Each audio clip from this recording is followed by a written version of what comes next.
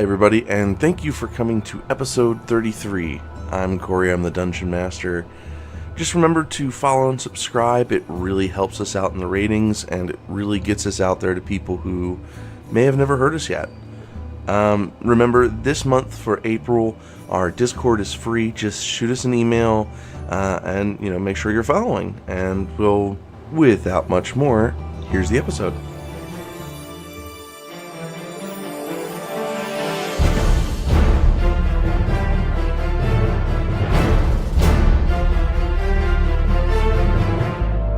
Hi everybody, I'm Corey, I'm the Dungeon Master, and I'm here with Group 1. Say hi everybody. Hey! Hola. So, we have Group 1 here with us. Let's go ahead and go down the line this time, because we always go up the line. Let's start with Eve. Hi, I'm Eve or Winter, and I play Charity, the Tiefling Cleric. And Gunny? Hi, I'm Gunny, and I play Tensel Loster, your Elven Barbarian. Neko. Hey, I'm Neko, and I play Winters, the War Cleric. I got it right. Red. Hi, I'm Red or Etta, and I play your whimsical bard Maggie. And Zeek. Hi, I'm Zeek. I play Nia the Warlock. Well, last time we left off, of course, you guys were traveling through. You found this lovely shack along the woods. And inside you found a couple of packs and a few magical rarities. Coming outside the shack and looking around to the right side of it, you found burning corpses. And this really intrigued you guys. You spent some time trying to figure out if you could track them. And then, amazingly, a prayer was heard by Aphrodite, who granted a magical item on Winter, on Charity, who could use to track these creatures. But being that the road is a keen mystery, you guys chose to let Pembram go, and gave him the horn in order to track these creatures, and continued on your way in hopes of getting to Kroka before any of this, really. Your timeline so far, you guys have 16 days to get there, and it is the 10th of Solmorum when we're going to pick this up. It is going to be late at night. You guys have been doing most of your traveling, and it is time to switch between you guys and the donkey. Now, I will say, between Winters and Tensel, with pulling this cart all night, I'm going to need both of you guys to do a constitution roll for me and see if by the end of the day you guys hadn't already gained. That's a 4. That is exhaustion. That is a 20.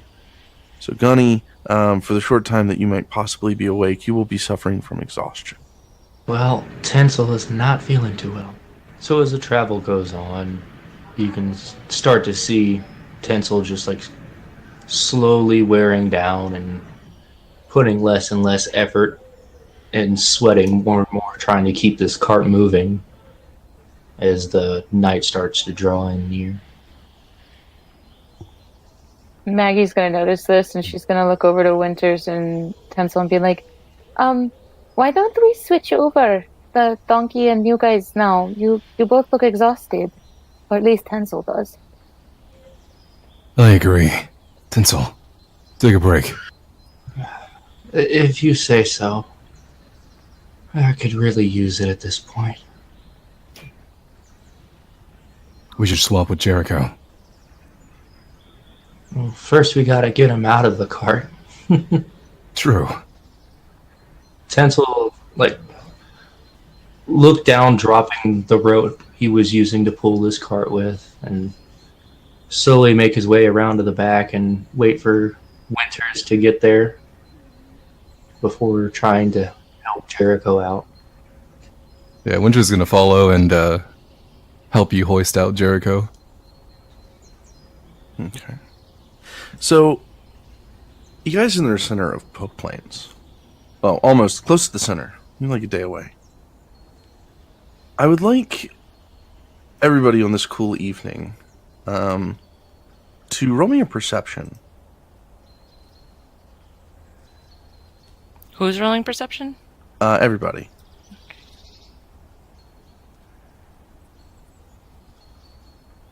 Nia can see for miles. Nia's see. actually paying attention for once. Perception of 10 for Maggie. Perception of a 6 for Tensel. Perception of an 8 for Charity. 13 for Winters. And 18 for Nia. So Nia will probably catch it. It's ever so light. The night is very dim as the two moons give a little bit of radiant light off the surface.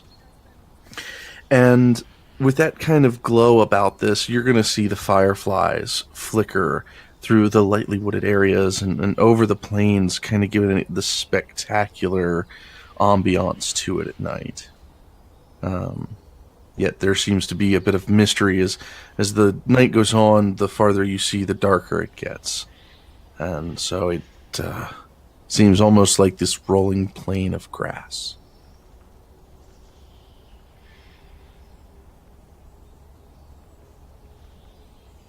Out of character. So I'm just noticing that it's pretty out. For the most part, yes, I'm setting the scene for something that might be particularly important later. Yeah. Okay. I have a quick question, being that I'm a glamour bird. I was looking into it a little bit more, and if I do like a performance or something like that, like if I do like a Song of Rest or whatever, can I use like magic to make it look prettier? Because I am a glamour bard, and that's kind of what they do, I guess. I don't know. I'm just asking just because I've never done bards or glamour bards, so I'm just making sure. Like, yeah. You get what I'm trying to say, right? So you're looking to make your Song of Rest prettier? Well, more enjoyable, like more entertaining for everyone else around them. I think the cool part of the Song of Rest is that you kind of present your own style for each bard. So I think that you would perform what you would think is probably what everybody would like to see. So I would let you be able to flare that up however you like. Okay, cool. That's why I wanted to ask before I started like going at mentioning it or whatever. So cool. Thanks. Yeah. Oh, and Zeek also, fireflies can also be a spell component. They're used in certain spells and potions. Okay.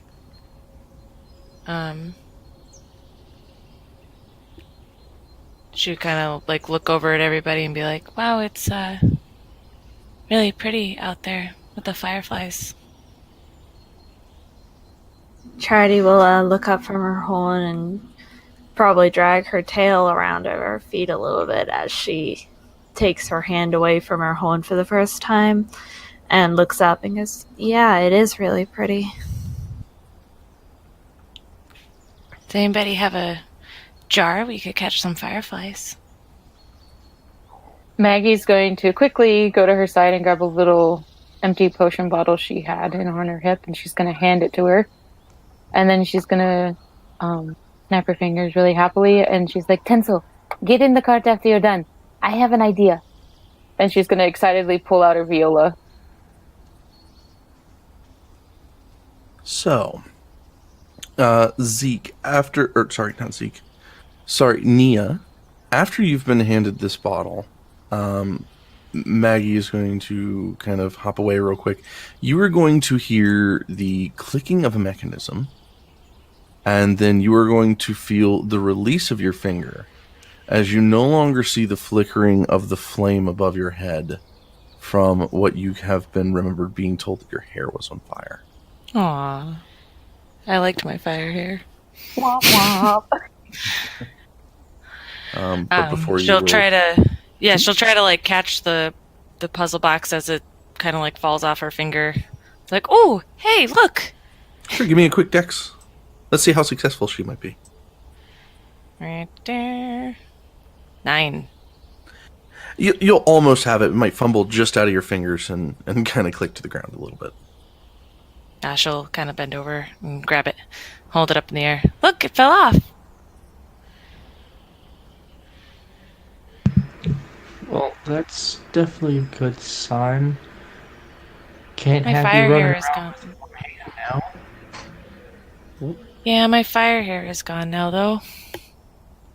Kind of liked it. The fire hair was cool, but I mean, it's good that the box is off your finger now. At I was least just we kind of getting used to it. know now not to put your finger in the box. Do you That's remember true. the other things that you were supposed to do to get the right combination? Maggie Yep. Maggie would nod too. She'd be like, yes. I mean, I'd have to look at it again. I can't just say it verbatim, but Good. Let's not try to get flame hair or anything else, because you never know what other hairs it might light on fire, like your legs or your arms. That wouldn't be pleasant. Well, the thing will look to have changed back to its original 3 options at the time of start.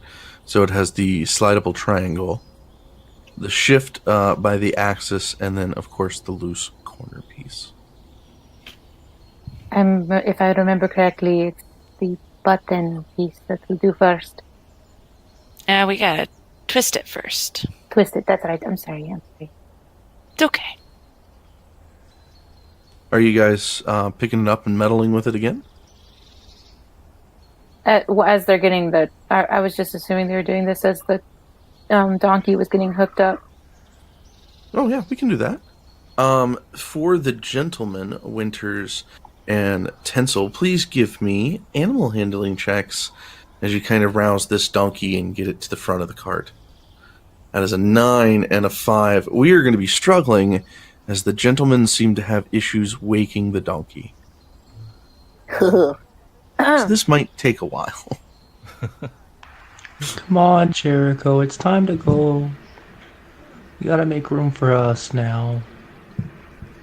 Can I go over and try to help? Maggie's gonna notice their struggle and she'll turn around and she'll walk over. I think we still have some rations or something in our pocket, don't we? I believe so, yeah. Would the bear have expired by now? Does anybody even have what's left of the bear? I think we ate it all when we were with Everett. Oh, okay. So she's gonna hold out a ration and she's gonna wave it over his nose and be like, Jericho, come on. And she's gonna try to coax him out of the thing. Okay. I'll let you roll animal handling with advantage because you have the food with you. Well, hold on. That is, what are you feeding him again? Just a ration piece, like a piece of jerky or something like that. That is a 16. So you guys you might be kind of rousing her to the start, and she'll come over, she'll offer to help, and she'll pull out a little bit of food. And maybe for a minute you might have had that moment of oh, okay, why didn't we think of that? And so the donkey will step up. It's going to awkwardly position as you're going to see this cart move and shift because of all the weight. It will come around Tensel, and with Tensel's help, of course. You guys will guide it down onto the ground, and it will kind of be ready to move around and hitch to the cart. Maggie will smile at herself proudly, and then she'll look at the guys and she'll be like, and she's just yeah, and she has her fists on her hips, yeah, I did it. Charity's gonna giggle and ruffle Maggie's hair and be like, that was good. That was very smart. Maggie's just gonna smile brightly. Oh, I'm sorry, go ahead. Tensel, go ahead. Thank you, Maggie. Sometimes Jericho's stubborn. It's okay. I'm used to coaxing stubborn people. And she giggles a little bit. Nia's just kind of running around trying to catch fireflies in the potion bottle that you gave her. I love her! Do me, let's see. Do you have nature? Nope. How about sleight of hand? Nope. I'll let you... I can just pick one at random, but I'm not proficient in either of those. It is probably a hysterical sight. Okay. All right. So yeah, you'll probably go through it. Edmund, after the moving of the donkey, he'll wake up and he'll look over and watch Nia kind of smile before standing up and fixing his jacket and walking over. Do you want me to roll one of those too? You can if you like, or we can just say you might catch one or two. Okay. Let's see. Oh, hey, it's better than I expected. What'd you get? 15. Nice. Sleight of hand of 15. I'm going to say at this point with a 15, you've probably caught at least a good 10 of them. And so it's kind of bringing off this kind of shaded light for about 10 feet. All right, I'll like stopper it and start trotting back to the cart. Edmund will kind of wave as you head back towards the cart in his general direction. I'll walk up to Edmund and be like, look, caught some fireflies. That's kind of cool. Hey, you look at items and can tell if they're magic and stuff, right? I mean, you have that collection. Sort of. I mean, I know the stories behind items, and, you know, I like to think that they do a lot of good, even if they aren't necessarily magic, but I can look at things and tell if they have a more normal kind of magic to them. Can you take a look at something for me? Yeah, sure. He's going to pull around his backpack, and he's going to pull out some sort of smaller item. Fits about the palm of his hand. It seems to be wrapped up in a white kerchief, and he is going to pull it out and unfold it. Inside there is going to be some sort of... It looks almost like a holy symbol. It's going to be of a snake moving around a moon and kind of stopping with its head nestled in the crook of it. This is a crescent moon, sorry. So with me being particularly attached to crescent moons, would I be able to tell what the symbology is? That would be a religion check on this one. Or you could use a history as well. Maybe you might have seen it in a history book or so. That's a natural 20. History of a 23. Wow. Okay, that is a great roll. All right, so what you're going to get is that this is an older symbol for a lesser-known god of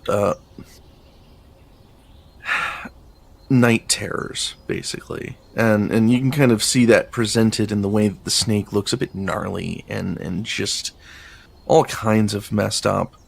The god's name has been lost to the ravages of time, but it was fairly popular probably about 5 years ago as people started hearing about it again, and then it died off.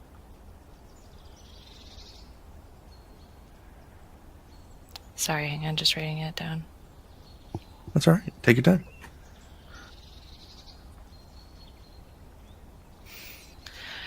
She'll kind of look at him and be like, where did you get this? I was told it was my mom's. But I've never been able to find anything on it, and I don't really know anything about it. Well, I can tell you a little bit about it, but I don't know if it's like information you necessarily want to know. Can I check before I, like, kind of like while I'm talking to see if it's magical? Yeah. Give me a quick Arcana check. That's a 6. It's a 6. It doesn't look innately magical. You could probably guess that it's normal. Okay.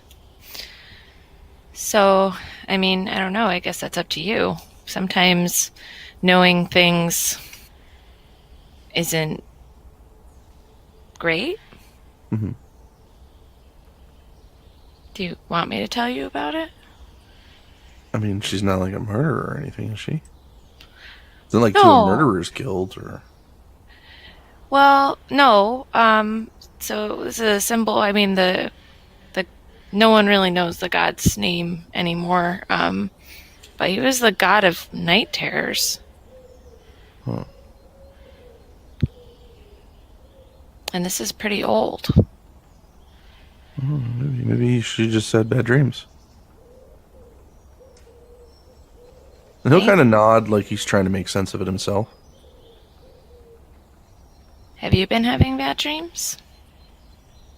No, not really. Oh, well, that's good. And I had a dream I was falling the other night, but I woke up and I found myself in the bottom of the cart. So I guess it wasn't really a dream. You probably did fall. Yeah. Yeah. Well, it's not magic or anything, but maybe next time we're in town, we can look up some stuff together for it, if you want. It could be useful. I can really use some help. Yeah.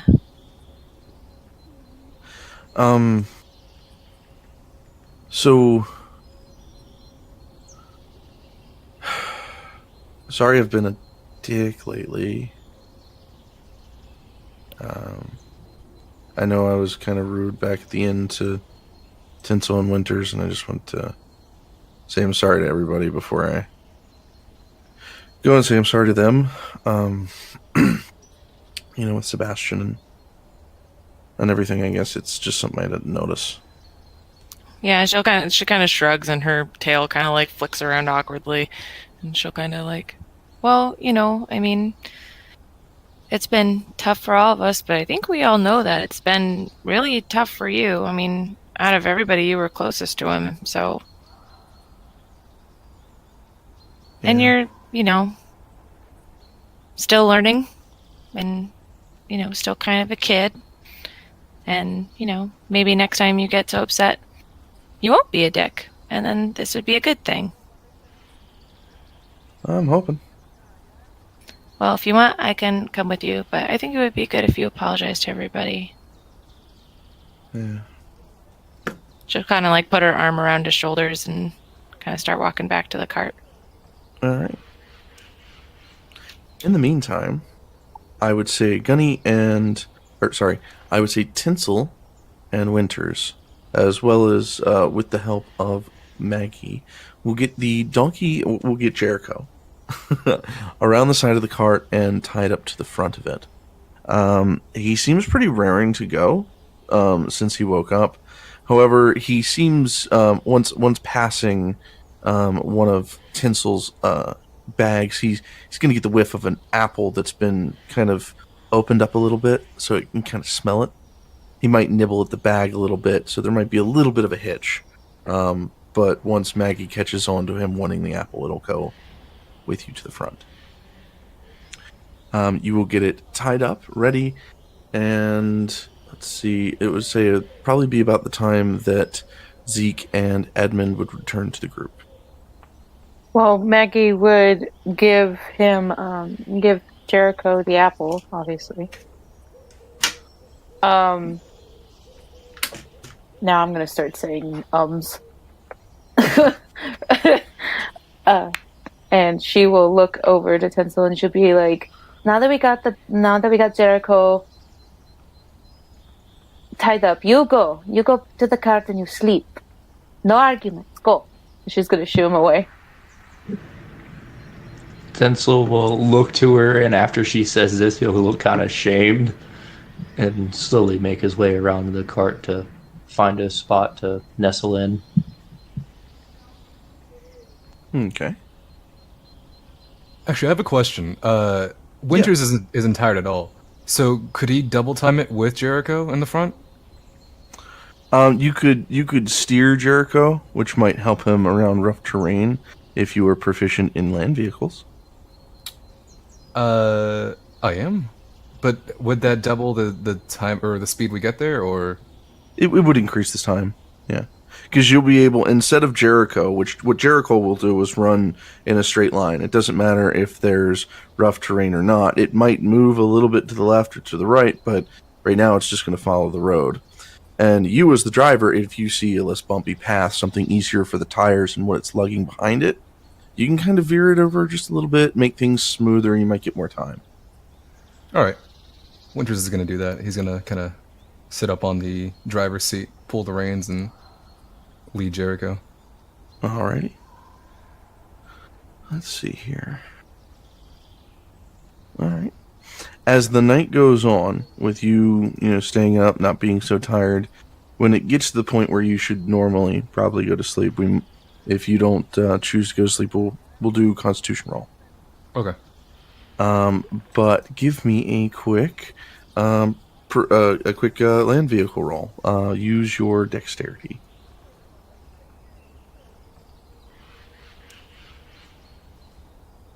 That's an 18. Yo. That is a nice roll. So you guys are going to make some pretty decent time while you're awake. Hell yeah. Kroka, here we come.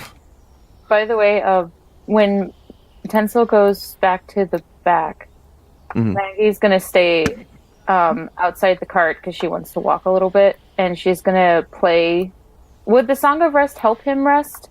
Or is that more for, like, battle wounds and stuff like that? You could play it for flavor, you could play it for fun. I do know that Song of Rest allows you to help revitalize somebody during a short rest, which normally is, spending more HP points or spending another die or gaining an extra 1d6 to HP, yeah. So as to where it won't help much on a long rest, because they'll get their full HP back, it would still be comforting. Okay.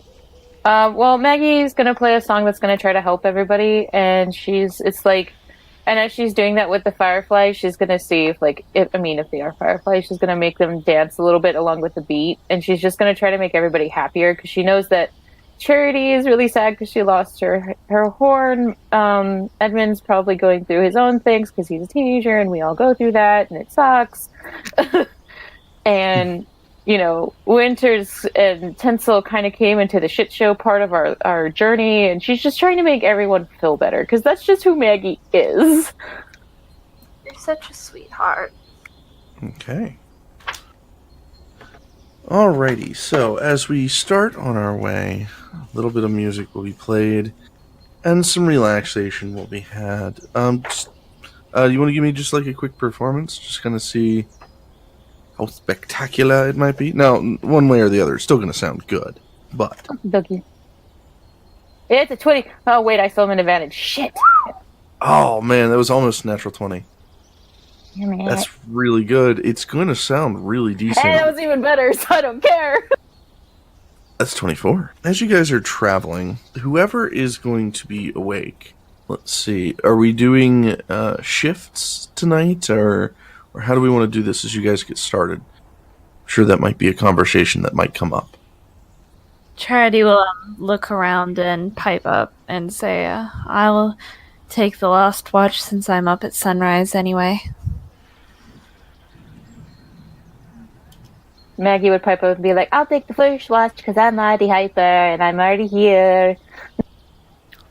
I'd just like to be up while the moon's still up, if that's okay. That works perfectly. You can be up in the middle of the night then, have the moon right above you. Perfect. Charity will smile at Nia and then lie down and go to sleep.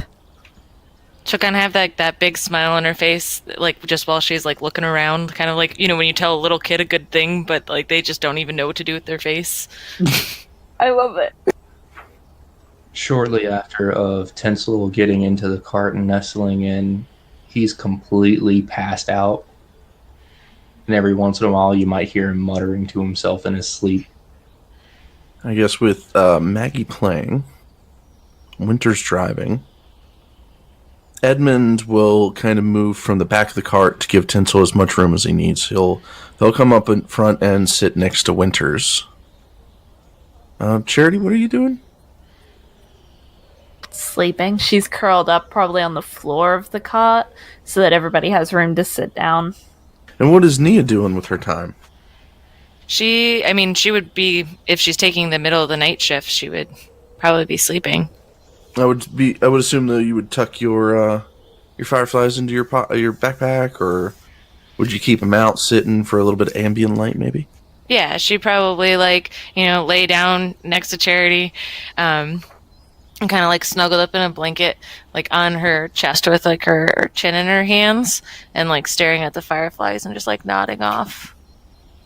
So, while they're sleeping, I think, Winter, you might hear, like, the light coughing from Edmund. Wait, Emmett's coughing? Yeah, just, like, lightly. Maggie's head's gonna whip around to look at him, and she's gonna be like, "Are you alright?" And then she's gonna, like, start to go over, and she's gonna, like, you know, be kind of the motherly figure she's kind of been so far with him. Yeah, I'm fine. It's just a little bit of a cough, that's all. Well, one time you sneezed and you put ashes everywhere, so I'm just making sure you're okay. Fair enough statement. No, I'm good. Okay, good. I just wanted to make sure. Yeah. And he's gonna kind of pull out the spell book that you gave him a little bit earlier, and kind of not really like flip it open and give it its full attention, but flip it open and just kind of smile, like, you know, he's gonna get to studying. She's gonna nod and leave him be, and she's just gonna, you know. Is there like little flowers on the side of the road right now? Like, you know, in the fields and stuff like that? Like, not like big flowers, but you know. Give me a 1d100. Let's see if this area currently might have any. There's a 46. Let's see. With a 1d100 with 46, yeah, there might be a little bit of the smaller kind of wildflowers. You're not going to get like the big tulips or anything. Oh, but, yeah, no. Yeah, no, that's what I was looking for, was the little tiny wildflowers. And when she gets a good handful of them, she's going to just start braiding them into a flower crown. Oh, all right. As she's walking along, keeping her hands busy, because she's the type of person that has to keep her hands busy. That's why she plays the viola, because it requires a lot of handwork. He's gonna, while you're doing this, and let me see, what do we want you to... I'll just give it to you. They're really not all that difficult to make, are they? Not really, no. I mean, if you haven't done them, obviously it'd be difficult, but... Yeah, I don't think I personally have ever done them. No. They're fun to make. You've never made a flower crown? I feel like that's like a childhood rite of passage. So, sorry. So while you're making that crown, Winters, you're gonna kind of get a like nod on the. Well, you're gonna get elbowed just ever so lightly to get your attention. Hmm. What is it? Sorry about earlier. Though to be fair, my questions were pretty valid. I suppose so. A bit personal, but... Yes, they were valid. Oh. So... No hard feelings, don't worry. Yeah, no, I don't hate you or anything. I just want to make sure that everybody's okay. Of course. You know, the last person that kind of... I don't know, I think he thought he kind of kept an eye over everybody was a little bit on the rude side. And, so I don't know, I guess I'm just trying to get over that part. I understand. Is there anything you need? Conversation? What are you reading there? The book we found earlier? Yeah, actually, I'm trying to decipher it. Everybody's got their own kind of... I mean, Arcana is pretty standard, but everybody's got their own way of casting magic, so what works for one person might not work for another. So I'm deciphering this currently. What have you deciphered so far? Nothing. Nothing? No, their handwriting is sloppy. The idea of what they have for some of these spells is a little unorthodox. I think they may have been an illusion mage, and what I've been reading so far has been conjuration and enchantment. Have you ever thought of putting your own spin on things? Innovating a bit? I do have one spell that I've been writing on since I was told to work with it. I think I found a way to kind of make Find Familiar a little bit more powerful.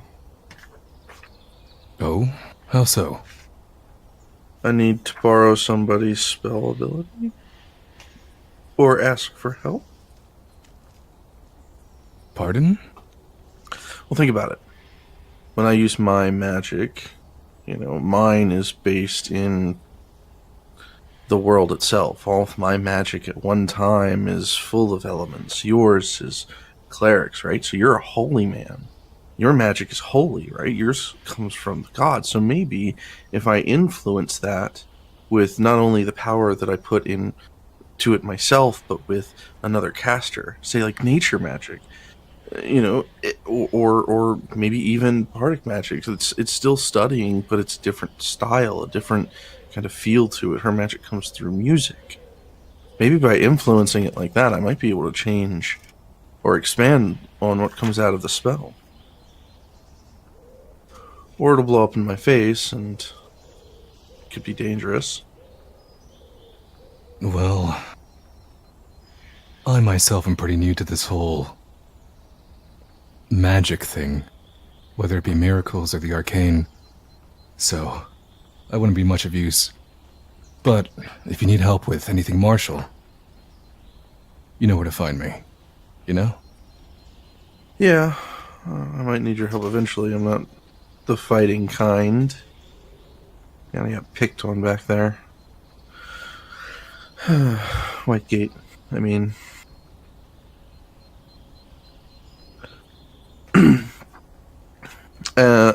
If I could, Maggie, Yes. could you give me a perception? Say 15. 15. As dark as the night is, along the road seems to be the most darkest. The sun seems to be around, the moon seems to be around this area, shading kind of a little bit less as you start going through a treed area. Very thin, sparsely populated treed area, but a treed area nonetheless. And through these trees, you might be able to hear the crackling of a little bit of sticks. Maggie's demeanor as she's watching, she's making this flower crown. She's like humming lightly to herself. And if anybody's like, with their passive perception or whatever the hell, whatever you want, she's gonna like stop humming immediately.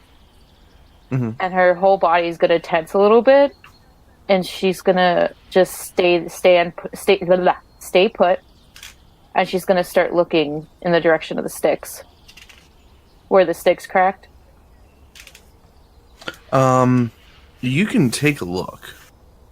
Finding any broken sticks might be difficult along the floor of like a light treed area. Well, no, she's trying to find the thing that broke the sticks.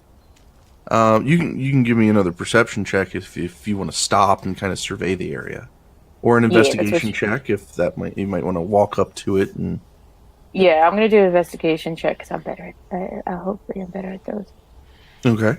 And I knew I was gonna jinx it once I said that. Well, it's a 10. That's a 10. You're gonna kind of walk over towards the area where you think you heard the stick. You will find a smaller broken stick, very tiny. Very much on the dry side. It sounds like it might make a lovely crack where it, just a little bit of pressure put on it, but it really doesn't take much. Are there any tracks or anything around it? Like, is there something to show? I mean, with an investigation of 10, not that you can find. Okay. Well, she's still going to be really apprehensive about what's just happened because of everything that's been happening to them. And she's going to be on guard, but she's going to catch up with the cart. And then she's going to look at Winters and be like, Winters, there's something following us, I think. It might have just been an animal, but I would just stay on your guard. Did you get an outline of it or at all, or? No. No, I just heard a stick snap, and it could just be my nerves, but I just want us to be careful with everything that's been going on. I understand. Winters is gonna kind of like dismount and start walking alongside the cart. And he's going to draw his warhammer and his shield, and kind of start stand on like guard duty, walking alongside the cart. Okay. All right. So, go ahead and give me Tensel, or not? Sorry, not Winters. As you guys continue on towards the path, give me another perception check. Let's see if you might find another occurrence. 17. You are going to hear another crack again. This one a little bit deeper into the woods. This one not so much a stick, but maybe like fallen leaves. Crunchy this time of season. Is it behind the cart? Like, what direction is it coming from? I would say this time it is to the left of the cart in the wooded area. Can I make out, or can Winters make out any silhouette, or is there anything in the... With a perception of 17, not with the darkness around you, with only having dim lighted around 20 feet, it's kind of playing to that from the Fireflies. Well, dim light to like really dark light after like 10 feet. Winters is gonna... Sorry? Winters is going to kind of trot over to Maggie and ask, do you have anything to light up the woods at all? Hold on. She's gonna pick out her book and start flipping through, like,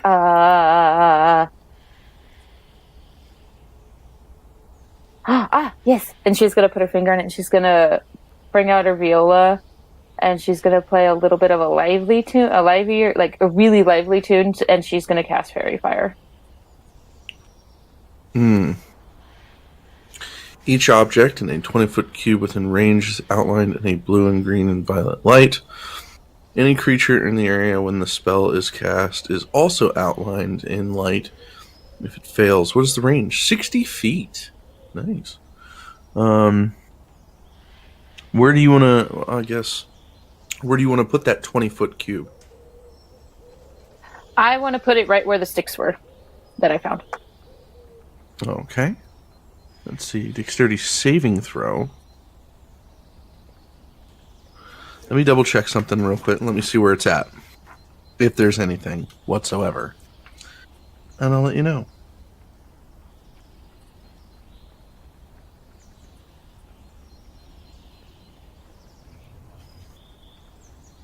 So unfortunately, you will cast this off. It will illuminate 20-foot cube within range, outlined in blue, green, or violet light. Enter creature in that area. So does it like illuminate like all of that area? Is it like a lightened pixie dust? Yeah, everything that it hits would shed 10 feet of light. I mean, so you're gonna see this spectacular display of just like bright glitter forming over the ground in a 20-foot cube over in that direction. So not even like a little mouse that might have broken the stick, or like a ferret or something? I mean, you might get a bird that might end up flying off into the distance, which you'll see flying off because of the dust. But no, nothing substantial. Maggie's gonna look a little ashamed because she just did all of that for nothing. And she's gonna look to Winters and be like, I'm sorry. I didn't mean to make a little thing out of nothing. And she's gonna look really embarrassed as she's like putting her book over her face a little bit. Don't worry about it, it's fine. Stuff like this is important to look out for. We could be ambushed at any moment. You did a good job. I'm proud of you. Thanks. She's gonna blush a little bit, and then she's gonna be like, let's go back to the cart. And she's gonna start quickly walking back to the cart because she feels awkward. Winters is gonna follow, kind of still looking around and being a bit cautious, with his kind of warhammer still kind of like raised and his shield sort of like at his side. As you guys are getting closer to the cart, you're going to get this odd draft of wind. And this one's going to be clear. You don't even need a perception check. You're going to hear the beating of wings as it kind of just barely kind of covers over the top of your head.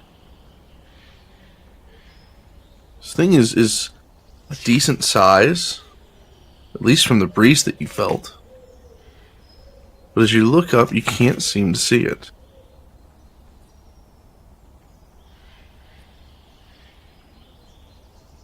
Is it... Is it still there? Like, above me? You can hear the flapping of wings, but you're having a hard time necessarily seeing it. Winters is gonna... Wait, how far is Maggie from Winters? Not too far. Yeah, I was about to. So he would definitely have the arm span to grab her if he needed to. Winters is gonna, like, put his hand on Maggie's shoulder and say, "There's something above us. I can't see it, but it's flapping its wings." Maggie's gonna look up and instantly cast Fairy Fire again. Let's see. Fairy Fire, casting time 1 action. Concentration up to 1 minute. Each object in a 20-foot cube. Duration. Any attack roll against the affected creature. So this might be really difficult because this thing is moving. And you can't really quite see it yourself. Is this a roll to hit kind of thing? Or is it just straight up a saving throw? It just hits if it's in the area, and he has to make a saving throw to avoid the effect.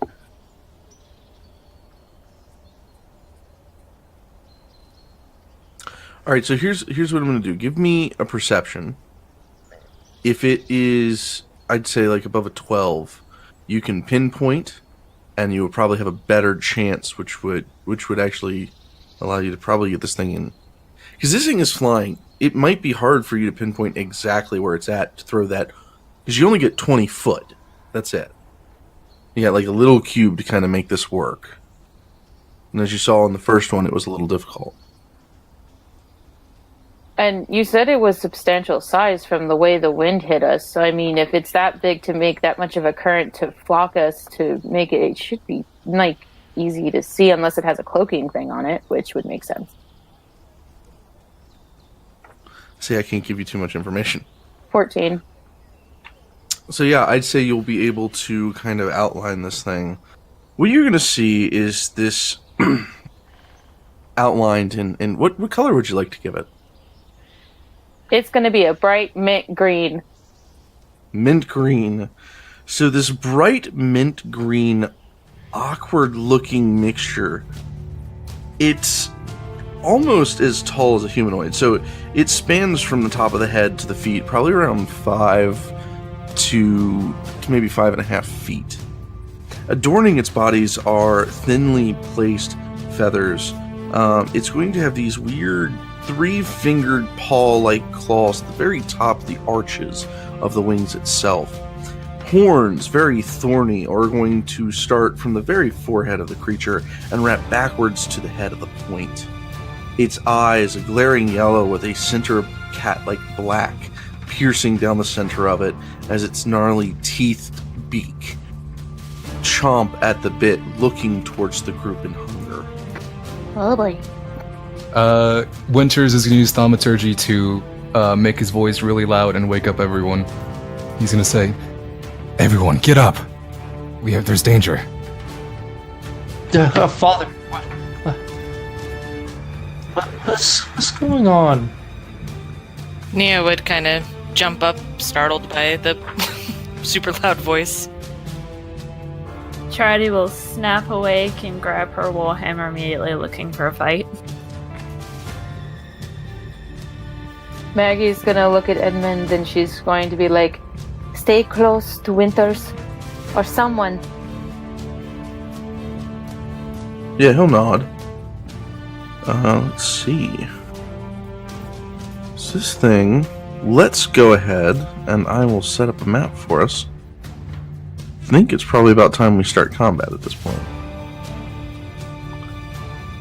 Because this thing is looking at you guys like food. Charity's there, Maggie's there, Edmund's there. We need Winter, Tensel, and Nia, who are all incredibly huge. Wow, we haven't done combat since. It's been a while. This will literally be my first time fighting with you guys. You guys have been pretty lucky on the combat situation. Your rolls have been like really amazing. How big is this crow? Roughly around 5 foot-ish, 5.5 feet. Holy shit. That's a big ass bird. So here's what we are gonna do, guys. Let's go ahead and get into initiative. We can go from there. By the way, can I give a bardic inspiration, or do I need to do that on my turn? I would say on your turn. Okay, cool. Just wanted to make sure before I did it. Oh, Edmund got a 3. Bum, bum, bum, pushing buttons.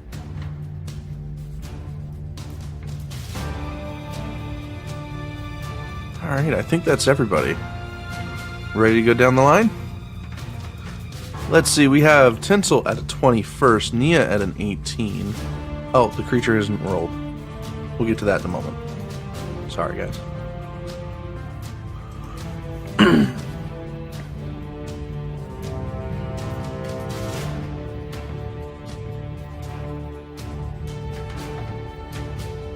That's a 14. That's not bad.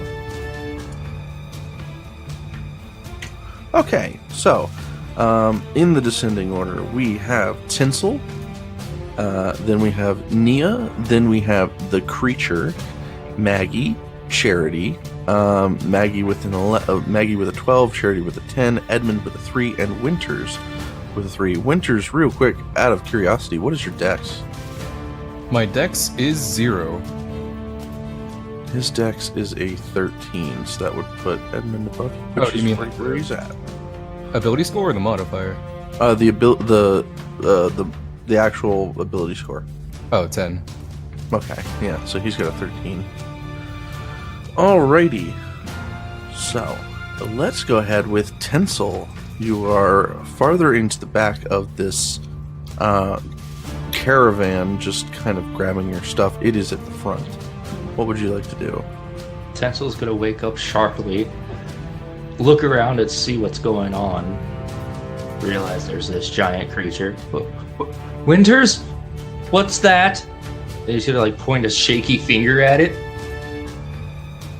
I don't know, but it's flying and dangerous. Tensel is just gonna like pause and look at Winters for a moment, and then immediately start to gather his things and don on his belt with his swords and hand axes, and that would be his turn.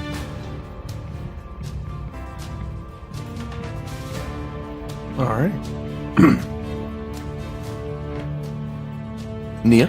Nia is going to look at the creature and with a bonus action, Hexblades curse it. Okay. And she will use her action to try to hit with an Eldritch Blast.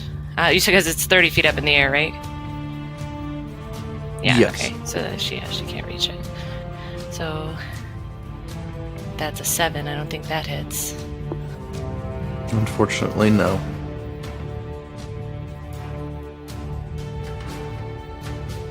Alright. That'll make it its turn. So it would probably go for the smallest person.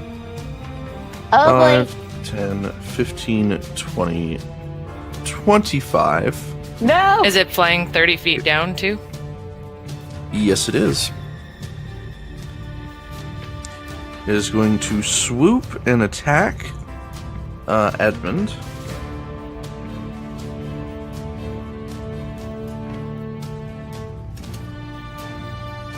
Oop. As a 6, which will miss as it swoops back up. That will make a 5, And so that's 60 right there coming down and coming out. Do we all get attacks of opportunity? Tensel and Winters will, because they were within 5 feet of it. He doesn't when he flies next Maggie to my as square? well. He will already have started getting out of your reach of range because he's coming right back up. The people who are going to get the attack is when he actually gets close enough within 5 feet of Edmund, and then he'll head back up into the sky. Okay, so you want me to roll a what? I'm sorry? Maggie, Tensel, and Winters get an attack of opportunity as it leaves 5 feet of you guys. 8 will miss, 12 will miss. Maggie's gonna do something she hasn't done in a long time. What you got? Ooh, that's an 18. That'll hit. Maggie got an 18 with 3 piercing. Nice. It's gonna squeal. It's not happy about that. Where would you like to kind of like stab it at a little bit? She was trying to stab it at the wings so it wouldn't be able to fly up again. But Okay. if she can't, obviously, it's fine. She's just trying to stab at it, but that's where she would aim for if she could. So you're gonna jab at this thing with your sword. You're gonna get it right under, like right where the armpit meets the shoulder blade. Yep. You're gonna get it right there. It's gonna yelp in pain, and unfortunately, it's not gonna stop it or slow it down. But it definitely did not like that. Hey, a stab is a stab. I don't care. All right, let's go ahead. It is Maggie's turn. So you smack this thing once. Hell yeah. So I'm gonna give Bardic Inspiration to Tensel. Thank you. All right. So she's gonna look at Tensel, and her eyes are gonna glow a little bit, and she's gonna start playing a very powerful tune, and then a shooting thing of mint green magic's gonna kind of swirl around him and fill him with Bardic Inspiration. Okay. I'm trying to click it. Hold on.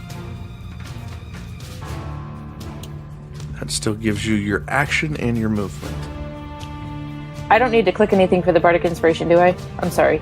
No, you just grant it to him as long as you're playing music or you're saying something inspirational or however flavor text you want to give it. Yeah, no, Maggie's not a singer, so she's still playing her viola. Okay.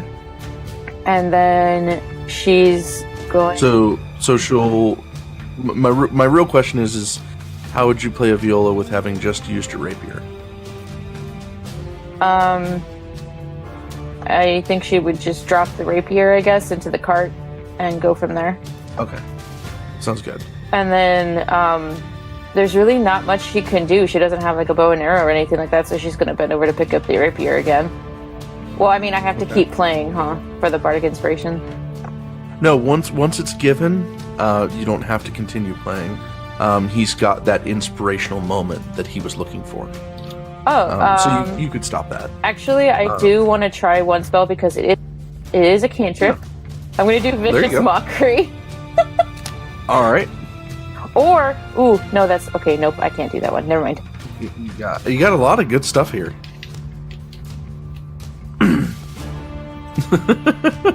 Each one psychic energy. Vicious Mockery? Yeah, that's one. All right, let's do a wisdom roll then. Well, Vicious Mockery is less important for the damage it does, and more important for the disadvantage. That is a natural 1 fail, so it will take the 1 damage. Yeah. Can I say what I want? What does it what does it put on him? Disadvantage, I believe, is the next attack, right? Yes. Okay. And Maggie's gonna look over at this bird and be like, "Oh, you're so scary. You're flopping down. You're not doing anything. You stupid bird."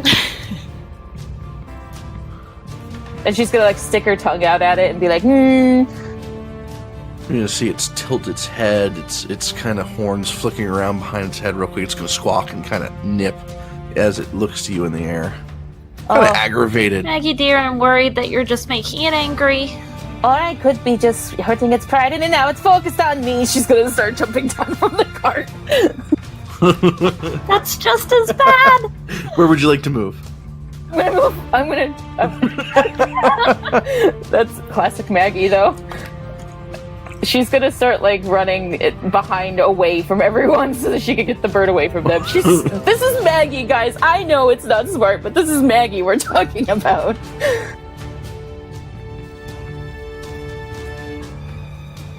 All right, Charity. Charity is going to attempt to cast Sacred Flame on it. Alrighty, let's do this. Then it needs to make a dex save. Oh, a dex save. What is the DC? Oh, you know what? Don't worry about it. We'll find out. 1d20 plus 2. Oh, I typed that wrong. That's why that came out as a 1. Give me a moment. That is a natural 20 plus 2, so that is 22. What happens on a success? Does it take half? No, it takes nothing. All or nothing? Yeah, for some reason I can never hit anyone with that spell. I don't know why. Maybe it's just right timing. Maybe that's all. You'll get there. Alright. Edmund's turn. Last time we seen him in combat, he smacked somebody's face hard. Let's see. I think he would cast Firebolt. That's a 14. Nice. Which unfortunately will miss. Damn. Just gonna look a little discouraged about that, but it's alright. That will make it Winter's turn. Winters is going to guiding bolt this flying creature. Yikes. Ooh.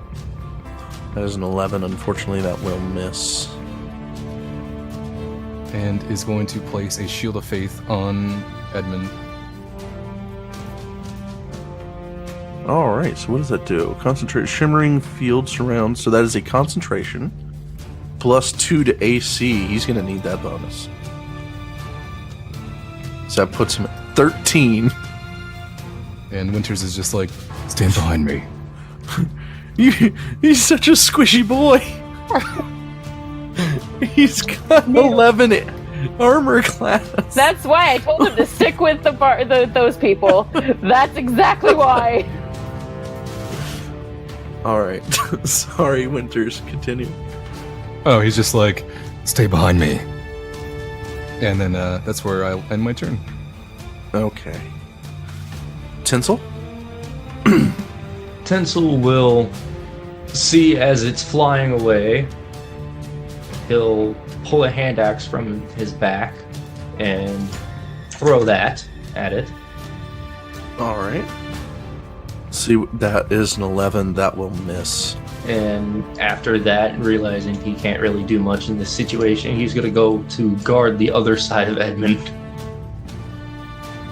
Okay. As Maggie Nia? is running away. Yeah. Nia will also scoot in towards Edmund. And she will hex him with her bonus action. And attempt to hit it with an Eldritch Blast again. Let's do this. It's 24 hit. Yes. All right, Kill damage. so hang on, I've got a lot of things to add up now. So here's her. So she does 9 force damage. She'll do 4 necrotic damage. It's nighttime, so she does an extra 1d4. And an extra, hang on, what is the Hexblade Curse? I think it's just a flat 3. Yeah, and then another flat 3. So 13, 14, 15, 18 damage. Holy shit. That's a normal attack? Yeah. Well, with all my curses and stuff on. And it's nighttime. Fuck yeah, babe. Fuck yeah, babe. You got this, boo. Alrighty. It is still up. Wait, I have It a does question. not like that. I'm sure it does not. Yeah. Because Nia's a Hexblade Warlock, and did you cast the Hexblade's Curse Mhm. thing? Because you rolled a 19, so doesn't that count as a crit? Oh, it sure does. So all of that dice is doubled. Thank you for that.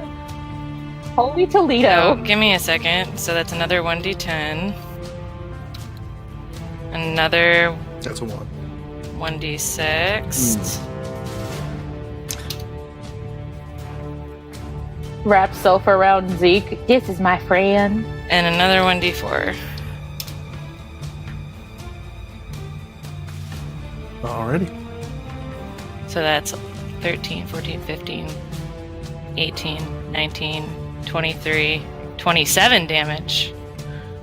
Holy shit. Woo! Okay, so she did how much damage? 27. Jeez. So you guys would see Nia kind of like scoot in and like mom arm Edmund.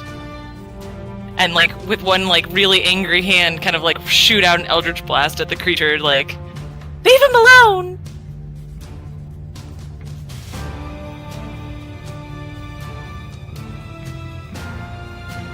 Alright. Well, it's definitely not going to be happy. It's going to take that hit.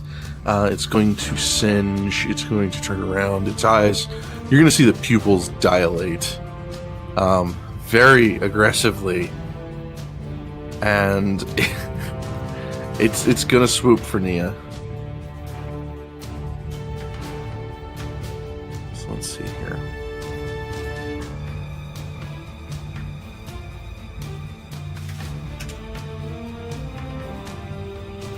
Let's see here.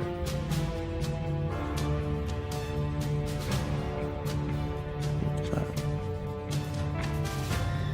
How is that the... Oh no. Alright, so that is a natural 1. Wah, wah.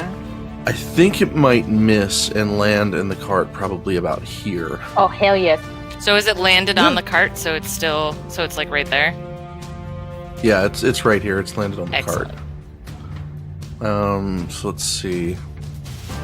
It's actually going to stay here. It's going to turn and look towards Edmund. That will end its turn. Maggie, your turn. Okay, I'm gonna do an investigation to check how much this bad boy weighs.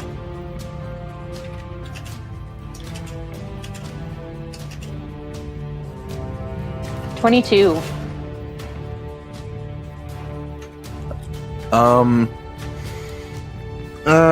It's roughly looking like it's probably just barely over 100 pounds. Damn it! Okay. Well, I kind of should have expected as much. Anyways, Maggie's gonna stop running. She's gonna notice it doesn't have its attention on her anymore, and she didn't get too far from the cart. So how far is it from right where my token is to the back of the cart? It's about 10 feet. Okay. So she's gonna run If back. you want to get on it. Yeah. No, she's gonna run up and she's gonna try to stab it again with her rapier. Okay.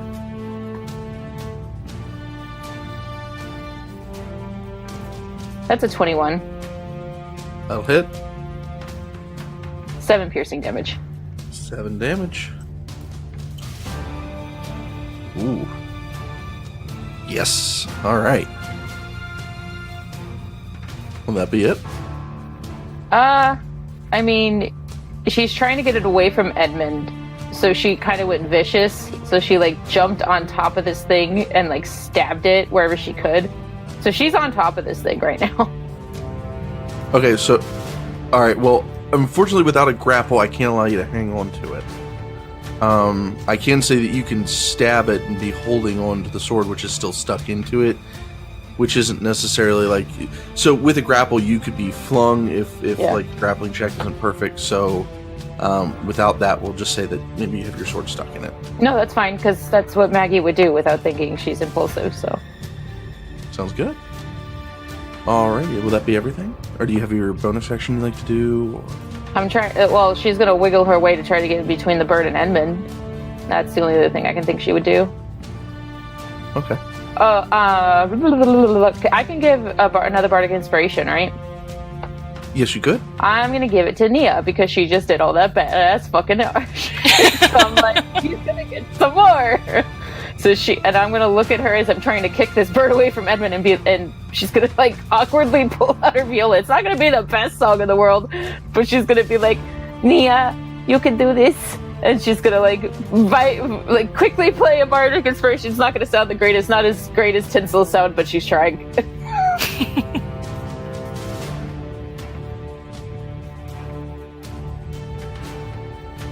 All right.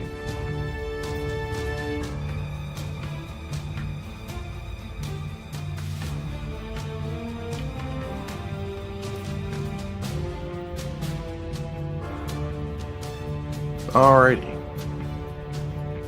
That will make it Charity's turn. Oh boy. Okay. She's just gonna try to hit it again with Sacred Flame. Let's do this. DC? Yeah, you've been... Oh, DC is... Let's do this roll. This is a what roll? Dex? Let me Or check wisdom. again, but I think so. Yeah, I think it's a dex saving throw. Yeah, Dex. Plus 2. As a 16. That saves. Anything else you would like to do? Bonus actions or anything, Winter? I was just about to say that's the end of her turn. Alrighty. Alright, Edmund's turn. Let's see what we got here. Yeah, probably yep, Ray of Frost. That's a natural 1. Normally I'd say it's a disadvantage anyway because it's melee, but it doesn't really matter with a natural one. Yeah, so let's see what we got here. Here we go. Let's roll a 1d100 for him and see where he gets on the target. Oh, no. That's a 47. So let's see here. Weapon. There is the spell. That's the critical hit. There's the fumble. With a 47. The placement of your spell startles your allies near your target, causing them to drop their guard. Your target is able to use their reaction to take an attack of opportunity on one of your allies within melee range. Whew. This is interesting. Let's see.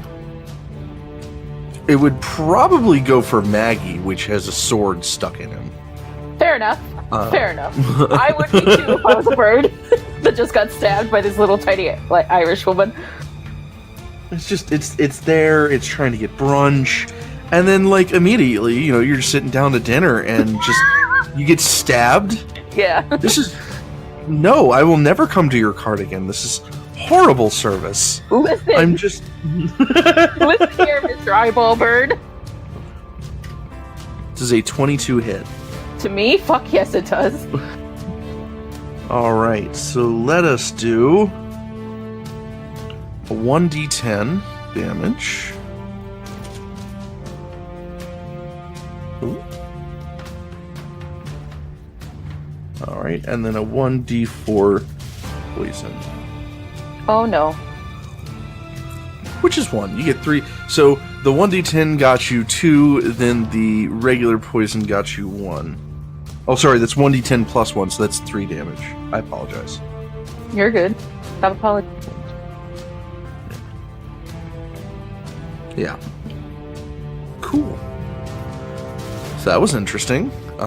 Maggie got bit. Maggie, do you mind if I do with sorry. Go ahead. Maggie, when she gets bit, she's gonna be like, "You stupid bird!" And whenever she gets her turn, she's gonna cast Vicious Mockery again. Okay. Speaking of vicious mockery, wouldn't that attack have been with disadvantage? Oh, that's right. Yeah. Hmm. I mean, he did get a nat 1 on that one, so it's up to the DM, obviously. That was... I'm going to say because it was a reaction. I would say I'll hold it up for his next turn. He'll still be at disadvantage, but I'm not going to do it for the reaction because it was a natural fail. So when its turn comes around here shortly, it will still be at disadvantage on an attack. Let's go ahead. That will end Edmund's turn. He's probably going to be like screaming his apologies because he's just shooting off magic at this point. He has no clue what he's doing. Oh god. Oh god. Winters, it will make it your turn. Is this bird thing prone? It is not, no. Oh boy. Okay. Winters is gonna like move forward and try to grapple this thing. Okay. Would that be athletics? It would be. Okay. Oof. 16. You're going to be able to... So you have an athletics of 20. That has an athletics of 16. You are going to hold on to this thing. You are going to grapple it. Do me a quick favor. You are going to take 1d4 as you start to feel very strong, pointy... So you're going to get like feathers, but they're going to be pointy. They're going to start sticking through where they can. Like your wrist, near your neck, wherever you can while you're grappling this. So you'll take 1d4 poison damage.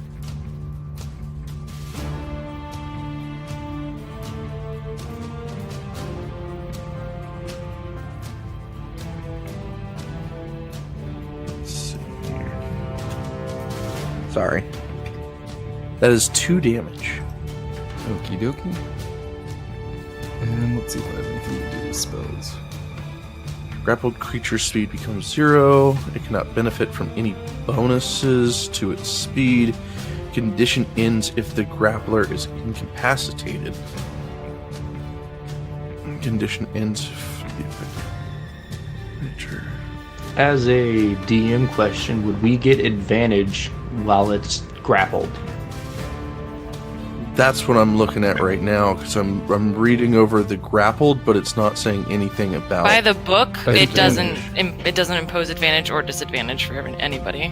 It just can't move. Yeah, it just makes its speed become 0. So yeah, I would say probably not. No. Oh, okay. All right, Tensel. Oh wait, I wanted to use my bonus action to cast Sure. spiritual weapon, and then attack this thing. Let's do this.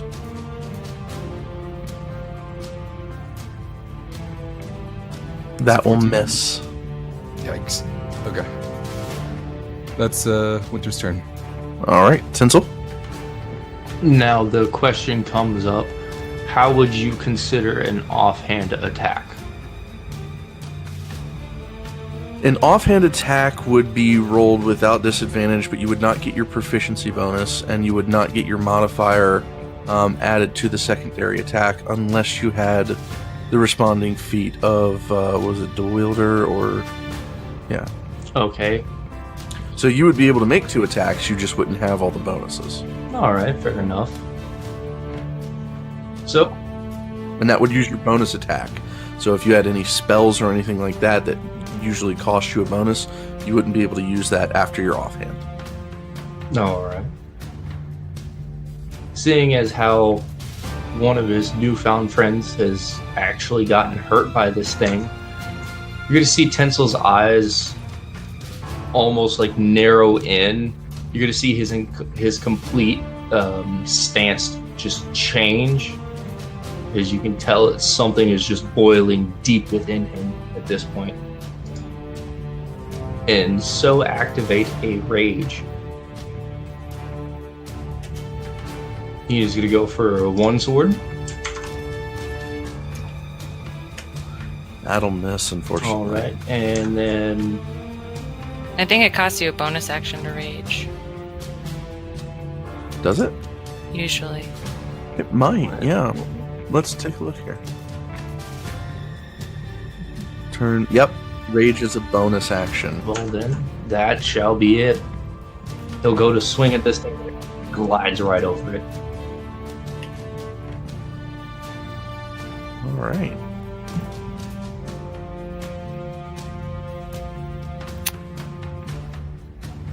All right, Nia will.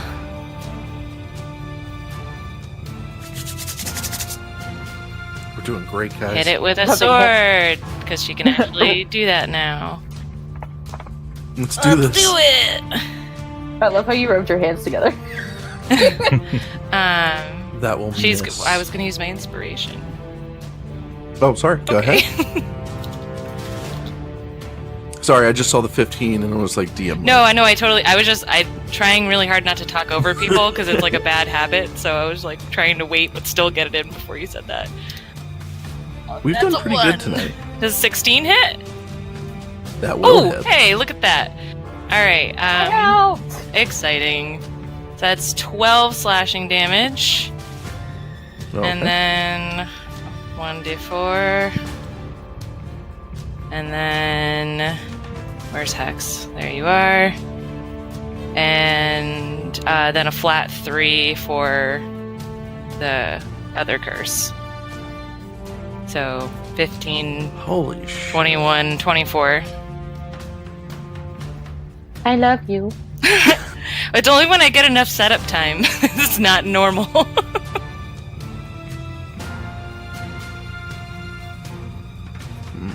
Alright. Well, it is still up. It definitely does not like that move. It is angry as all hell, and it is ready to get out of I'm this. sure. Or it wants to. Will that be the end of your turn? That is the end of my turn. Okay. Alright, so first thing it's going to do is a strength check. It wants to get out of this, and it is not liking it. Let's see. Oh, I that's right, want it's to break free. +7. I want to break As a 22 to break your strength check, if you would please make me an athletics check. against that. So that will break free. Now that it is bloodied, it's going to start with a very interesting kind of ability. It is going to start secreting this nasty green mucus on it, which you can start seeing that it's kind of watery as the sparks that you guys get from the fairy fire on it are kind of like moving ever so gently. Wait, is it still fairy fired? Yeah, it's been fairy fire since the beginning. Everyone has had attack on. We should all be getting advantage. We will now because that is what we remembered. Yeah, my bad. I should have said that. That's my fault. To be fair, any one of us could have picked it up. It's something that we all dropped the ball on. We'll get back to it later. More so me. Sorry. To be fair, though, we've had some damn good rolls, so... Maggie at one point would have had to roll a constitution roll because it is a constitution spell. Or a concentration spell. It is. Maybe the two even each other out since we haven't gotten advantage on all of our rolls. Are you okay with that, Maggie? We'll just say maybe you might have to cast it again. Oh, yeah. No problem. All right, that's what we'll do. Sorry about that. I will be more on the ball next time, and we will. I mean, it won't happen. I mean, that's my job too because I cast the spell, so it's all good, dude. So the secretion will come out. It will nip at. Let's see. There's perfect food right in front of him. Doesn't the breaking out of my grapple cost the action though? Yeah. It does, wouldn't it? Yeah, you're right. That will end its turn. Because at this point, it can't really move. I mean, he can. Let's see that. Well, it would know that it wouldn't be a very smart move for No, it. definitely I mean, not. it's completely surrounded. So that would make it Maggie's turn. Okay, I'm gonna do Vicious Mockery like I planned. It's still in the cart, right? Yes.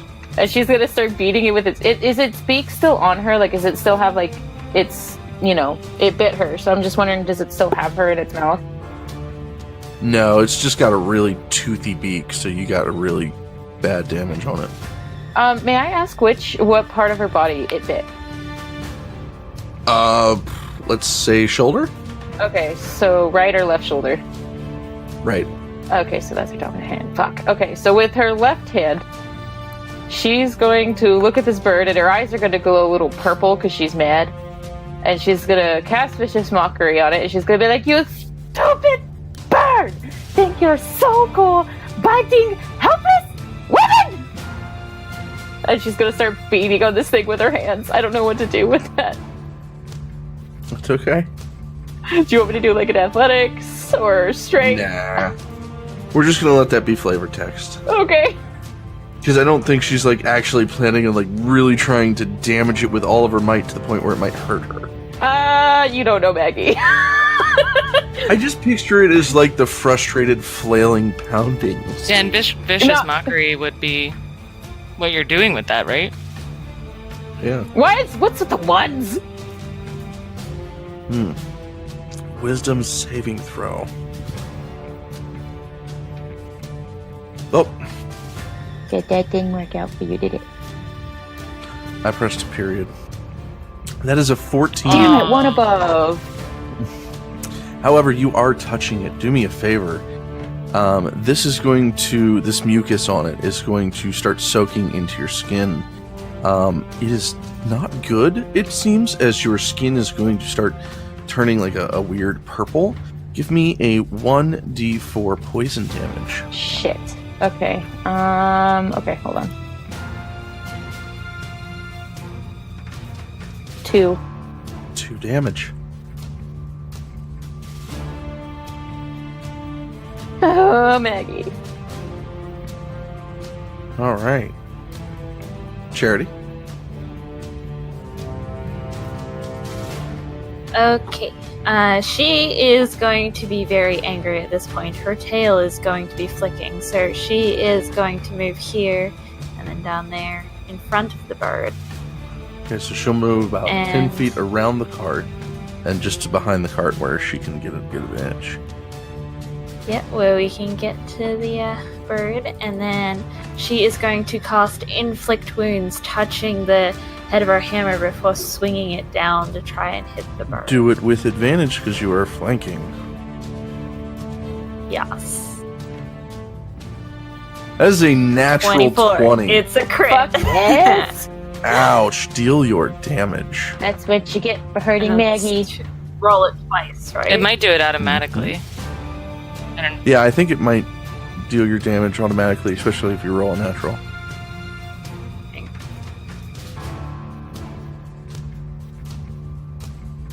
And I'm doing it at second level. I'm sorry, I forgot to say that. That's okay. Roll your damage. Because she is pissed. Oof. Wow, okay. Holy shit. So that is a natural 1, unfortunately, for the first 1d10. That's okay, so that's 4 there. 20, 33 plus 4 is 37 damage. She is pissed because Maggie got hurt. This bird is gonna die. Tell me how you kill it. Yes! Because it literally So had as 37 health. Holy shit, It really? had exactly 37. You go, girl. You go. That makes me so happy. So, in a similar way to the way that she killed the Maybelline bear after it tried to attack Maggie, she brings her warhammer down, which is bubbling with the necrotic damage already on it, swinging it downwards and pinning the bird onto the cart as she smashes its head in. Hmm. Lovely, right? Dead. D-E-D, dead. That will take us out of combat. Nia will kind of immediately unsummon her sword and run up to Edmund. Be like, "You okay?" Maggie's gonna kind of slide on down and sit on the cart, and she's just gonna like hold her arms. I think, with everything said and done, and this thing still somewhat dead, Edmund would kind of shoot off another firebolt at it. Just to fucking make sure it's dead. So at this point, he's like sitting at the edge of the cart, his hands still slightly shaking. He's been nipped at like 3 or 4 times. It swooped from the sky, tried to kill him, and at this point, it's down, and he's seeing it twitching as its brain is smashed, and the last little bit of nervous system is still active. He's just gonna firebolt it, and you're gonna see some of this just kind of up a little bit because of all the feathers. But after you guys get to him and you kind of coax him down a little bit, he'll be better. He's not kind of on edge like he's a moment from casting a spell again. So Charity is gonna huff and use her warhammer to kind of scrape the bird onto the ground rather than leaving it in the cart. And then turn to Maggie and kind of hold her hands out and be like, "Let me heal that." Maggie's just gonna look at her and nod as she like hisses in pain. Nia kind of like looks around at everybody. Is everybody okay? Maggie's gonna look at her purple hand, and then she's just gonna nod. She's not gonna trying not to show everyone how hurt she is, especially not Edmund, because I'm being emotional right now. do me a favor real quick. Oh, boy. Roll me a 1d3. Let's see how long you'll be discolored for. That's a 2. You will be discolored for 2 days. Maggie's no. Okay. Maggie's just gonna look at is like the poison damage like still going on? No, you're not poisoned anymore, especially after the cure wounds. But the damage that it did to your cells inside, it's still evident that it was there. It'll disappear in like 2 days and you'll be fine, but till then, it shows its mark. Okay. Maggie's gonna like show her shoulder, which she's gonna look down at it and she's gonna be like, "Oh, your son's not going to be happy when that heals." And she hisses as she takes her her shirt off to show it. Oh boy. Charity will giggle slightly and put her hands on, well, one hand on the hand that was bitten, her other hand on the shoulder, and then as her hands glow, she'll say a prayer to Aphrodite as she heals you. That's 13 hit points back. Jeez. That's what she does. I am fully back. Life cleric. Yeah. Maggie's gonna look up at Charity after she's done healing her and be like, "Thanks, Charity. At least I didn't pass out this time." She's Of gonna course. smile brightly. That's true. That is a very good thing. And she'll smile back. Her tail will be slowly moving again rather than flicking around anxiously like it was before. Yeah, Maggie's gonna look over at Edmund and she's gonna be like, "Are you alright?" As she's putting back her shirt back on.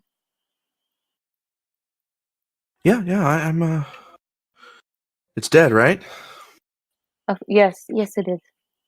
Charity Good. smashed its brains in. And then she's gonna look at Tensel and Winters and Nia and she's gonna be like, "Is everyone alright? Are we all okay?" I'm doing fine. You're going to see Tensel standing there with his upper lip still kind of quivering, seeing him extremely tense, ready to go after anything else. Oh, here we go. Nia is kind of like This is- you can tell she looks kind of like jazzed up. Like she keeps like summoning her sword and like flipping it around in her hand and like unsummoning it, just like whew. I take it you guys aren't too used to combat? No, nope. I've gotten used to it, I guess. Usually I'm passed out by now. Oh, You can ask. sight of blood or... Oh, no. She's gonna look over at Charity to like finish her sentence.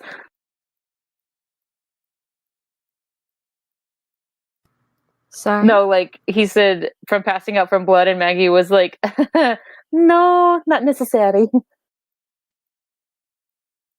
Like, Just last time we fought a bear, and it ended quite interestingly. I see.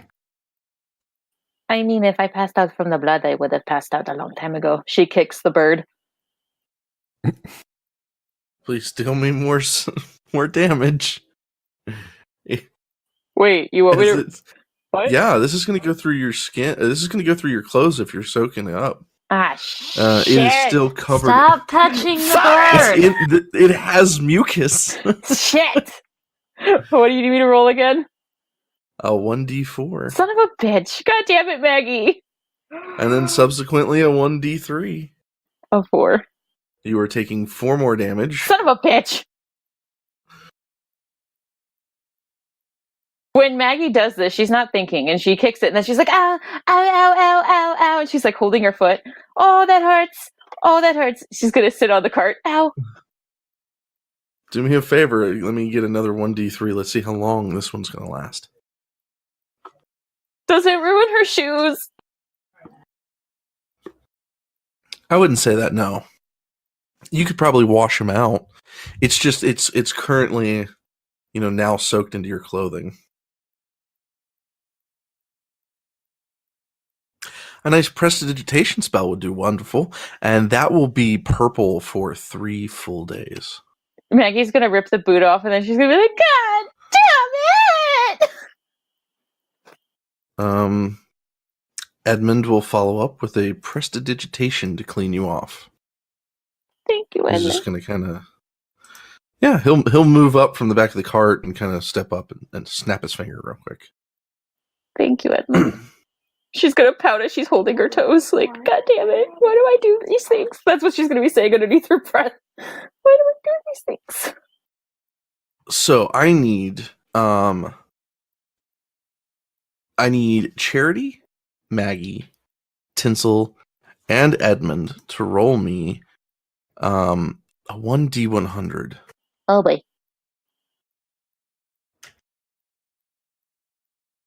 That's all of you. So we got 73.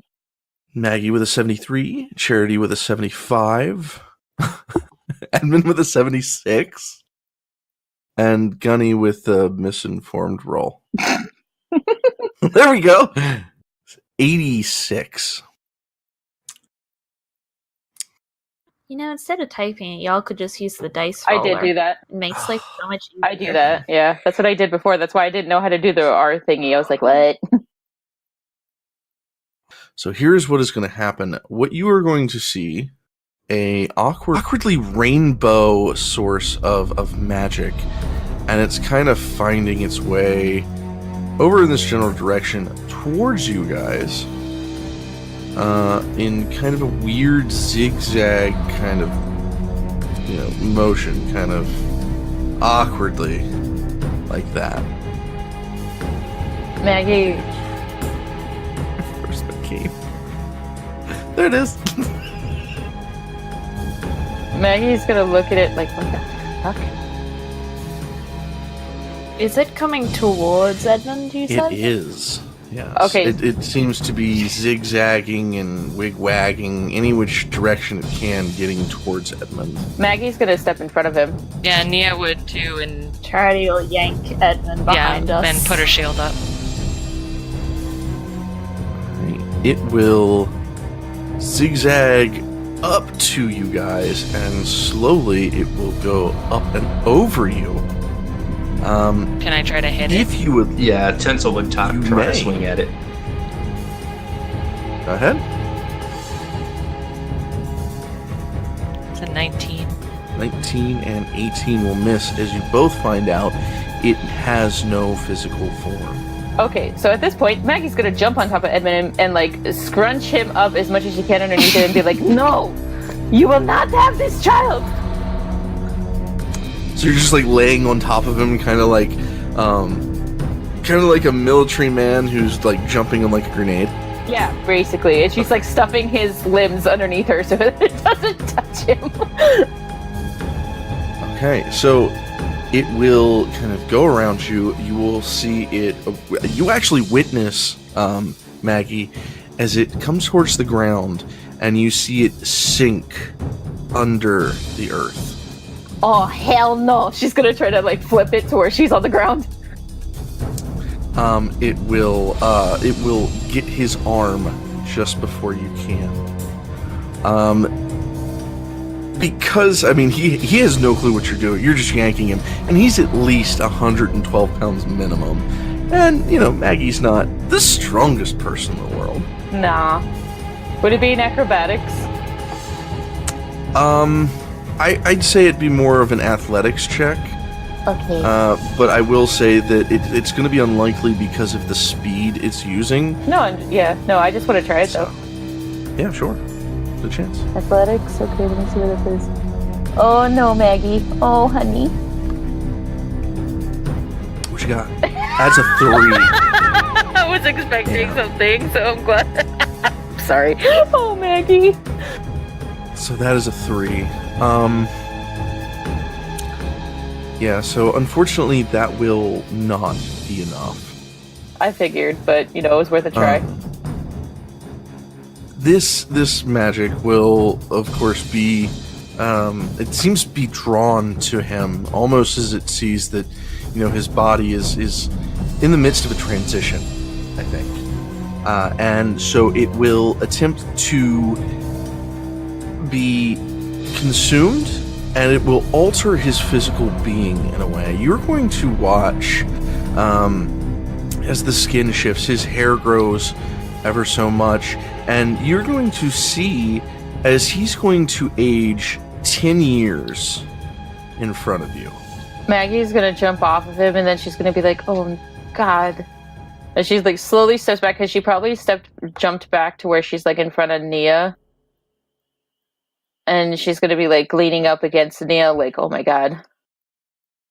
And so when it's all said and done, and his hair is finished growing. Of course, this won't be the clothes that he's wearing, but for you guys, his brownish hair will be longer. His eyes will be more pronounced as they kind of pop.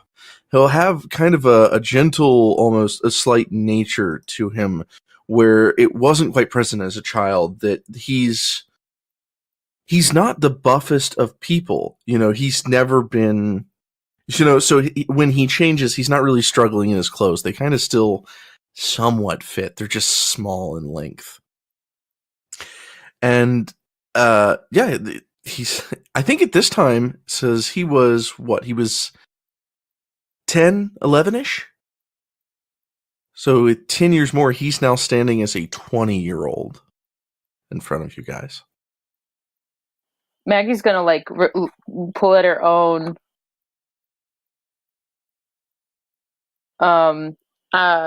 She's gonna like pull at her own skin to make sure she's still young. She's like, "Wait, but what?" Charity's gonna walk over to him and like touch his cheeks a little bit and just feel like, I don't even know how to explain, just like pull at his cheeks and just check. They're like, how the hell did this happen? Would I know any, like, what that was or how that effect would happen? You could make an Arcana check. You could also do a history, maybe. That's a natural one. Unfortunately, at the current moment, nothing seems possible to do this.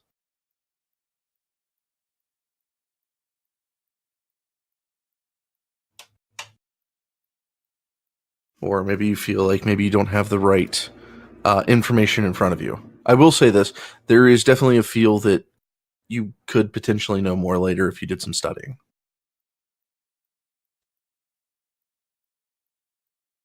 Since Charity is actually investigating, can she make a roll as well? Yeah, I'll say so. Is it going to be Arcana or Religion? Religion. Okay. All right. So I think that would probably be your first guess. Is it holy? With a 21. Okay, with a 21, it is not religious in a way, but you have seen this type of magic among some of the people who come to the clerics for help, those who have issues controlling their magic. So in your time, in your sect that you learned your abilities, you have seen those with wild magic, and this seems to be... There's no quite spell for this. This is a random occurrence which seemed to have no rhyme or reason. It seems wild in a way. She's gonna squint and like look at him and go, when you do magic, do random things ever happen? No, Not usually. She's gonna stand up and like rub her chin a little and be like, no one here is a wild mage. Interesting. Could have been somebody close by, maybe. Perhaps. It's alright. This is not gonna be fun for you. I apologize. At least you missed the awkward stages. What can anybody and so as Edmund, of course, is, I think this is the best place to kind of leave it. Edmund looking to the group, trying to get an explanation of what has happened. What has changed. What does he look like now? His clothes that were his favorite clothes so far now no longer fit. His backpack looks like a miniature doll piece that has been put on him. He is shaken, one, by the attack, two, now because his physical form has now gained 10 years. Maggie's gonna blink and she's gonna look at Winters and be like, "Do you have any extra clothes?" I do. Don't worry. Do you mind if he uses them? Not at all. Thank you. Edmund, honey, I think you should change. All right. And with that, I think that's where we should leave it for tonight. I don't wanna. I know you don't wanna. How much experience did we get out of that? Can I finally get out of 3rd level? Yeah, you guys have officially leveled. Woohoo! Yay! Yeah, I wanted to kind of bring it up a little bit late, but you just brought it right out of the gate. Yeah, you guys will level up. Da da da da.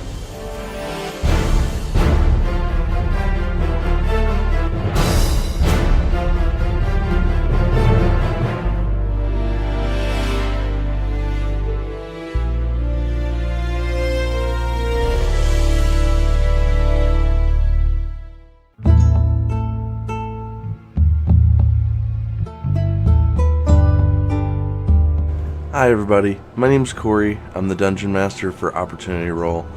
I just want to say thank you for listening to this episode. We had a lot of fun making it. The next couple of episodes we feel are going to be pretty amazing, so we're all getting pumped in our own way. But I want to take a minute and say make sure that you follow and subscribe on iTunes, Podbean, Google Play. You can send us messages at opportunityroll.podcast@gmail.com. And if you head over to our Patreon, we've got a lot of interesting things from behind the scenes bloopers and other kinds of fun things to kind of just tide you over to the next episode. For the month of April, happily, our Discord is free. So that means that anybody who is following or has been subscribed and they email us, we'll be letting you get exclusive access to our Discord, which normally would be $1 on Patreon. So that's kind of cool. We'd like to thank Purple Planet Music for all the music that we use in our backgrounds and our really interesting moments. Kobold Press, the Tome of Monsters, we haven't really touched much on it yet. We've done 1 or 2 monsters, but there's so much more planned. It's going to be great. And I can't wait for this to continue, for everybody to enjoy the game as much as we all do while playing. So, thank you, and we'll see you next time. But just remember, keep your opportunities open.